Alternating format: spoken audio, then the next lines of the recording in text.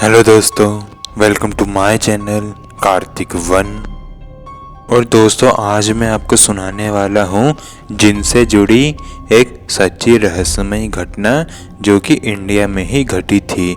ये कहानी सुनाने के बाद मैं आपको कुछ इंडियन हॉरर स्टोरीज भी सुनाने वाला हूँ, सो प्लीज़ इस वीडियो को एंड तक ज़रूर सुनिएगा। तो दोस्तों, ये जिन की घटना जो मैं आज आपको सुनाने जा रहा हूँ वो फैज़ान जी के साथ में घटी थी, इसलिए आगे की कहानी मैं आपको फैज़ान जी के नज़रिए से ही सुनाऊंगा।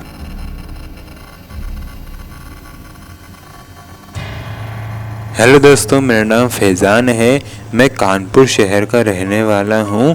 ये घटना मेरे साथ तब घटी थी जब मैं अपने टीनेज में था। तो मैं ये समझा करता था कि ये भूत पिशाच जैसी चीज़ें कुछ भी नहीं होती है। उस समय मैं क्लियरली एक नास्तिक था और इसी वजह से कभी कभी मैं ये कह देता था कि भूत वूत कुछ भी नहीं होते। अगर ये भूत वूत अगर मेरे सामने आएंगे तो मैं इनको इनकी नानी याद दिला दूंगा। ऐसी बातें कर करके मैं इन नेगेटिव एनर्जीज़ के बारे में बहुत बुरा बुरा बोला करता था। लेकिन इसके बाद मेरे साथ जो घटना हुई उसके बाद से ही मैं नेगेटिव एनर्जीज़ पर विश्वास करता हूँ। जैसा कि मैंने आपको बताया कि मैं इन नेगेटिव एनर्जीज़ को बहुत ही भरा बुरा बोलता था। तो और मेरे दोस्त और जितने भी लोग ये सब सुनते थे वो मुझे कहते थे इन सब चीज़ों के बारे में ये सब चीज़ें नहीं बोलनी चाहिए, लेकिन मैं फिर भी बोलता था। एक रात को मैं अपने बिस्तर पर सो रहा था। उस समय मेरे मम्मी पापा घर में मौजूद नहीं थे, वो बाहर ओटले पर बैठे हुए थे। ओटला मतलब जो बाहर बरामदा होता है वहाँ पर बैठे हुए थे और घर के अंदर मैं और मेरा बड़ा भाई टीवी देख रहे थे। टीवी देखते देखते ही अचानक से मुझे ऐसा भ्रम हुआ कि मेरे सामने कोई इंसान खड़ा है और वो मुझे अपना हाथ आगे करके कह रहा है कि फैज़ान मेरे हाथ पर अपना हाथ रखो। और मैंने अपने हाथ जो है उसके हाथ पर रख दिया। हाथ उसके ऊपर रखते ही मेरा शरीर एकदम अकड़ गया।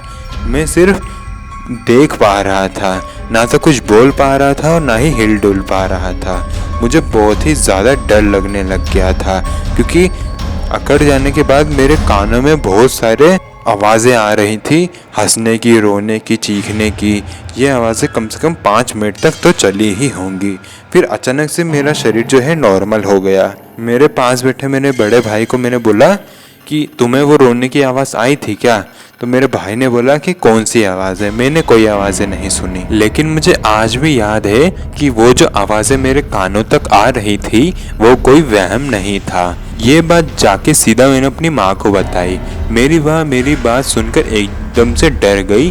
वो मेरे ही घर के साइड में रहती एक आंटी के पास रह के गई जो कि एक मोमेडियन थी। वो इन सब नेगेटिव एनर्जीज को दूर भगाने का काम किया करती थी। मेरी माँ ने उनको जाके कहा कि मेरे बेटे के साथ ये सब चीज़ें हुई हैं। तो उन आंटी ने कहा कि इस लड़के के ऊपर जो है जिन चढ़ चुका है। ये सुनकर मैं हंसने लग गया क्योंकि मैंने आपको पहले ही बताया था कि उस समय मैं एकदम नास्तिक था। मैं नेगेटिव एनर्जी से मानता ही नहीं था। मुझे हंसता हुआ देख मेरी मम्मी को गुस्सा आ गया और उन्होंने कहा कि क्या पागलों की तरह हंस रहे हो बेवकूफ़, इन सब चीज़ों के बारे में कुछ भी गलत नहीं बोलना चाहिए और ये सब चीज़ें असलियत में मौजूद होती हैं। तो मैंने कहा कि मैं इन सब चीज़ों में नहीं मानता। तो सामने जो आंटी बैठी थी जो कि नेगेटिव एनर्जीज़ को भगाने का काम करती थी, उन्होंने कहा कि ठीक है, अगर तुम इन सब चीज़ों में नहीं मानते हो तो ये रात तुम आराम से काट के दिखा दो, मैं मान जाऊंगी तुम्हें। और अगले दिन तुम खुद ही आओगे मेरे पास ये कहने के लिए कि कोई ताबीज़ बना दो। और मैंने उनकी ये बात सुनी और कहा कि ठीक है। ये कहने के बाद मैं और मेरी मम्मी अपने घर चले गए। घर जाने के बाद जब तक हम सोए नहीं तब तक मेरे साथ कुछ भी नहीं हुआ। लेकिन जैसे ही मैं सोने गया और मेरी आंख लगी ही थी कि उसके करीब 10-15 मिनट बाद मेरी आंखें खुली और जो मेरे साथ पहले हो रहा था वही अब हुआ। मेरा शरीर एकदम अकड़ गया था। मैं ना तो कुछ बोल पा रहा था और ना ही अपने शरीर को हिला डुला पा रहा था। मैं सिर्फ अपने आंखों को राइट या लेफ्ट करके सिर्फ देख पा रहा था कि सामने चल क्या रहा है। फिर सडनली मैंने देखा कि मेरे कमरे के एक कोने में जहाँ अंधेरा था वहाँ पर एक इंसान खड़ा हुआ है। मैं उसको क्लियरली देख पा रहा था। लेकिन उसकी शक्ल मुझे उसमें नहीं दिख रही थी। फिर वो आदमी बहुत ही ज़्यादा तेज़ी से चलते हुए 0 वोल्ट बल्ब के रोशनी में आया। उस समय मैंने उसका पूरा शरीर देखा। उसके मुंह देखकर मैं इतना ज़्यादा डर गया जिसका कोई अंदाज़ा नहीं था, क्योंकि उसके पूरे चेहरे पर बाल उगे हुए थे और उसके बड़े बड़े दांत उसके मुंह से बाहर आ रहे थे। मैंने जैसे ही उसको देखा, मैंने चिल्लाने की कोशिश की लेकिन चिल्ला नहीं पा रहा था। और फिर भागते हुए, लिटरली भागते हुए, वो जो भी इंसान था भागते हुए अपना मुंह एकदम मेरे मुंह के पास में ले आया। और उस समय मैंने उसका मुंह एकदम क्लियरली देखा। वो बहुत ही ज़्यादा खौफनाक दिख रहा था। ये देखकर अचानक से मेरे मुंह से चीख निकल जाती है। चीख निकल जाने के वजह से मेरे घर के जितने भी मेंबर्स थे वो मेरे कमरे के बाहर आ जाते हैं और दरवाज़ा पीटने लगते हैं। लेकिन मेरा दरवाजे के अंदर से कुंडी लगी हुई थी, जिस वजह से वो अंदर नहीं आ पा रहे थे। तो मैं जैसे ही उठा तो मैंने फटाफट जाके गेट खोला और मेरे सारे फैमिली मेम्बर्स अंदर आए। उन्होंने मुझसे पूछा कि आखिर हुआ क्या था, तो मैंने उन्हें सारी बात बताई। और उस पूरी रात में जो है जागते हुए काटी थी, क्योंकि मुझे पता था अगर मैं सोया तो मेरे साथ वही सब चीज़ें वापस होंगी। अगली सुबह मैं वापस से उन्हीं आंटी के पास गया जिन्होंने मुझे कहा था कि तुम ये रात को काट के दिखा दो। सुबह जाते ही मैंने उनसे कहा कि अब मैं इन नेगेटिव एनर्जीज पर विश्वास करने लगा हूँ, और मैंने उनको कहा कि आप मुझे प्लीज़ कोई ताबीज़ दे दीजिए जिससे मैं सुरक्षित रह सकूं। मेरी ये बात सुनकर वो आंटी हंसने लगी और उन्होंने कहा कि तुम तो इन सब चीज़ों पर विश्वास नहीं करते थे ना, तो अब यहाँ क्यों आए हो। वो मुझे टोंट मार रही थी। तो मैंने कहा कि अब मुझे यकीन हो गया है, आप प्लीज़ मुझे कोई ताबीज़ दे दीजिए। तो उन्होंने मुझे एक कच्चा ताबीज़ बना के दिया। उन्होंने कहा कि ये ताबीज़ को तुम 1 हफ्ते पहन के रखो, लेकिन ये कच्चा ताबीज़ है, इसको गंदा मत करना और अपने हाथ से उतारना मत। 1 हफ्ते बाद मैं तुम्हें एक पक्का ताबीज़ बना के दूंगी। और मैंने वही किया। वो ताबीज़ को पूरे 1 हफ्ते तक मैंने जो है बहुत ही ज़्यादा संभाल के रखा, उसके ऊपर एक दाग भी लगने नहीं दिया। 1 हफ्ते बाद वो आंटी जो है हमारे घर पर आई और मुझे उन्होंने एक पक्का ताबीज़ दिया जिसे मैंने आज तक भी पहन के रखा है। लेकिन आज के टाइम पे भी मुझे कभी कभी कुछ नेगेटिव एनर्जीज फील हो जाती हैं, लेकिन आज मेरी जो तबीयत है वो उस समय से तो बहुत ही ज़्यादा बेहतर है। और आज मैं जो है ये सब चीज़ों पर विश्वास करता हूँ कि अगर भगवान है तो नेगेटिव एनर्जीज तो है ही।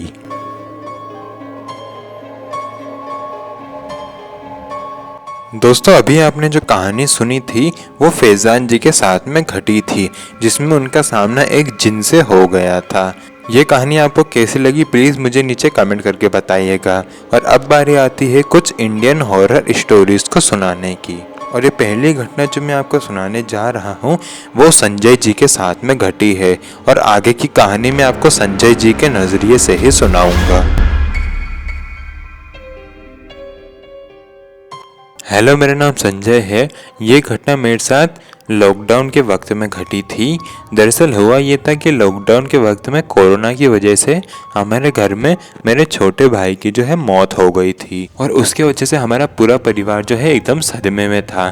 जब हमने उसका दाह संस्कार किया था और उसकी अस्थियां जो थी वो हमने एक लॉकर में रखवाई थी, और प्लान किया था कि जब ये कोरोना वायरस पूरा हट जाएगा तो हम उस अस्थियों को निकालेंगे और पूरे तिथि के साथ जो है उसे विसर्जन करेंगे। लेकिन एक रात जब हम उसको चेक करने गए कि वो सही सलामत है कि नहीं, तो हमने वहाँ पर जाके देखा तो वहाँ पर बहुत ही सारे लॉकर्स थे, जिसमें से हमारा कौन सा था हमें समझ में नहीं आ रहा था। तो हमने वहाँ पर किसी ऐसे इंसान को ढूंढने की कोशिश की जो हमें ये बता सके कि हमारा कलश कहाँ पर है। तो हमें वहाँ पर एक इंसान मिल भी गया। हमने उससे पूछा कि भैया हमारा कलश जो हम यहाँ छोड़ के गए थे, और हमारे पास उसकी एक रसीद भी थी। वो रसीद हमने उसको दिखाई और उसने हमें ये बताया कि वो कलश कहाँ रखा है। तो हम उस तरफ गए जहाँ पर उस इंसान ने इशारा किया था। हैरानी की बात ये थी कि वो इंसान कुछ भी बोल नहीं रहा था, वो सिर्फ इशारे करके हमको समझा रहा था। हमने उसको बहुत बार कहा कि भैया बोल के दिखाओ, लेकिन वो कुछ बोल नहीं रहा था। लेकिन उसने जैसे ही इशारा किया तो हम उस तरफ चले गए। हम वहाँ गए, हमें हमारा लॉकर मिल भी गया जिसमें वो कलश पड़ा हुआ था। हमने वो कलश को बाहर निकाला और उसी समय हमें वहाँ पर एक इंसान दिखाई दिया। तो उसने कहा कि तुम लोग कौन हो? तो हमने कहा कि हम यहाँ पर हमारा कलश लेने आए हैं। और फिर उसने कहा कि तुम्हें ये जगह के बारे में किसने बताया? तो हमने कहा कि वहाँ पर एक इंसान बैठा हुआ था, उसने हमें इस जगह के बारे में जानकारी दी। तो उसने कहा, उस सामने वाले इंसान ने कहा कि तुम कौन से इंसान की बात कर रहे हो? इस पूरी जगह पर मैं अकेला ही काम करता हूँ, मैं यहाँ पर सिक्योरिटी गार्ड का काम करता हूँ। तो हमने कहा कि वहाँ पर एक इंसान बैठा हुआ है जो कि कुछ बोल नहीं रहा था, सिर्फ इशारे कर रहा था, और इसके इशारे की वजह से ही हम यहाँ पर आए हैं। तो उस इंसान ने कहा कि मुझे दिखाओ तुम कौन से इंसान की बात कर रहे हो। तो हम सब उसे वहीं लेकर गए जहाँ पे हमें वो इंसान खड़ा हुआ दिखा था। जब हम वहाँ गए तो वहाँ पर उस समय कोई भी मौजूद नहीं था। हमने उसको कहा कि हमें यहीं पर वो इंसान मिला था जिसने हमें ये सब जानकारी दी थी। इसके बाद उस सिक्योरिटी गार्ड ने हमें जो बताया वो सुनकर हमारे पैरों के नीचे से जमीन खिसक गई। उसने कहा कि जिस जगह आप खड़े हैं वहाँ पर बहुत बार जो है किसी नेगेटिव एनर्जीज को फील किया जाता है, जो कि लोगों को जो है अपने सही मार्ग पर पहुँचा देती है। ऐसा बहुत बार सुनने में आया है और मुझे ऐसा लगता है कि आपका जिससे सामना हुआ था वो पक्का कोई नेगेटिव एनर्जी ही थी। ये सुनने के बाद हम जिस जगह खड़े थे उस जगह का नाम मैं आपको नहीं बता सकता, लेकिन हम जिस जगह खड़े थे वहाँ से हम फटाफट अपना कलश लेके निकल गए और पूरी तिथि के साथ हमने जो है हमारे छोटे भाई का कलश जो है वो विसर्जित किया।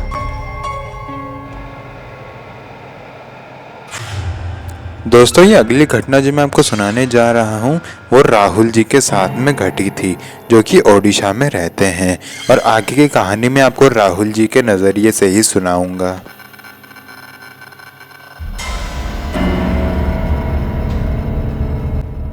हेलो दोस्तों, मेरा नाम राहुल है। ये घटना हमारे गांव में घटी थी और ये घटना 2012 की है। दरअसल हुआ ये था कि हमारे गांव में जो है अचानक से बहुत ही ज़्यादा एक चुड़ैल को देखे जाने की खबरें सामने आ रही थी और लोग ये कह रहे थे कि वो चुड़ैल जो है लोगों के घर पे जाती है और ये कहती है कि मुझे मेरे जेवर वापस चाहिए, और सामने वाला इंसान अगर उसके जेवर वापस नहीं देता था तो वो चुड़ैल उसको मार दिया करती थी। ऐसी खबरें जो है हमारे गांव में 2012 में बहुत ही ज़्यादा सुनने में आ रही थी, और इसी चुड़ैल का शिकार जो है मेरे पापा भी हुए थे। उन्होंने मुझे सारी बात बताई थी। उन्होंने कहा था कि वो चुड़ैल हमारे घर के छत पर थी, वो सीधा मुझे ही देख रही थी और उसने मुझसे ये पूछा कि मेरे जेवर कहाँ है। मैंने कहा कि मैं नहीं जानता। तो उस चुड़ैल ने मुझे भी मारने की कोशिश की, लेकिन मैं बच के जो है नीचे आ गया। ये सारी बात मुझे मेरे पापा ने बताई थी, और ये सारी चीज़ें क्यों हो रही थी उसके बारे में भी मैं आपको बता देता हूँ। जब हमारे गांव में ये सब घटना होनी चालू हुई उसके 2 हफ्ते पहले हमारे गांव में एक बहुत ही ज़्यादा भीषण आग लगी थी, जिसमें 2 लोग जो है फंस गए थे, और उसमें से एक इंसान जो है उसने दूसरे इंसान के जितनी भी ज्वेलरीज थी उसको उसके शरीर में से उतार लिया था और वहाँ से भाग गया था। और जो दूसरा वाला इंसान था वो एक औरत थी। उस औरत ने उस दूसरे इंसान को मदद की बहुत ही ज़्यादा गुहारें लगाई कि मुझे बचाओ मुझे बचाओ, लेकिन उस दूसरे इंसान के मन में जो है खोट था। उसके मन में सिर्फ पैसा और पैसा ही चल रहा था, उसको सिर्फ पैसों से मतलब था। उसने सिर्फ पैसों चुराने का काम किया और ज्वेलरीज चुराने का काम किया। उसने उस इंसान को नहीं बचाया और खुद बच के बाहर आ गया, और उस भीषण आग में उस औरत की जलकर मौत हो गई। और उसी के 1 हफ्ते बाद से इस चुड़ैल को देखे जाने की खबरें सामने आने लगी, और कुछ प्रत्यक्षदर्शी ये भी बताते हैं कि इस चुड़ैल की शक्ल जो है एकदम जली हुई है और ये लोगों से यही पूछती है कि मेरे सोने के जेवर कहाँ पर है, और लोगों का यही कहना है कि ये शायद उसी औरत की आत्मा है। लेकिन 5 साल पहले जो है हमारे गांव में से इस चुड़ैल का वास खत्म हो गया, जब कुछ पंडितों ने और अघोरियों ने मिलके इस आत्मा को हमारे गांव से बाहर निकाल दिया, और अब हमारा गांव जो है एकदम फ्री है। इस गांव में अब कोई भी किसी से नहीं डरता। तो दोस्तों ये वीडियो होता है यहीं ख़त्म, और आज के इस वीडियो में मैंने आपको 2 इंडियन हॉरर स्टोरी सुनाई हैं और एक जिन की सच्ची कहानी सुनाई है। ये वीडियो आपको कैसा लगा प्लीज़ मुझे नीचे कमेंट करके बताइएगा, और अगर आप चाहते हैं कि आपका या आपके चैनल का नाम मैं अपने वीडियो में लूँ तो कमेंट में जाके पिक मी लिख दीजिए, ताकि मैं आपका नाम या फिर आपके चैनल का नाम अपने इस वीडियो में ले सकूँ। और ऐसे ही हॉरर और मिस्टीरियस इंसिडेंट सुनने के लिए आप मेरे चैनल को सब्सक्राइब भी कर सकते हैं। रही बात दोस्तों कल के वीडियो की, तो कल की वीडियो होगी वियतनाम वॉर में घटी कुछ रहस्यमय घटनाओं पर। सो प्लीज़ इस वीडियो को एक लाइक कर दीजिए और कमेंट में जाके पिक में लिख दीजिए। तो दोस्तों मिलते हैं कल के रहस्यमय वीडियो के साथ, तब तक के लिए जय हिंद जय भारत।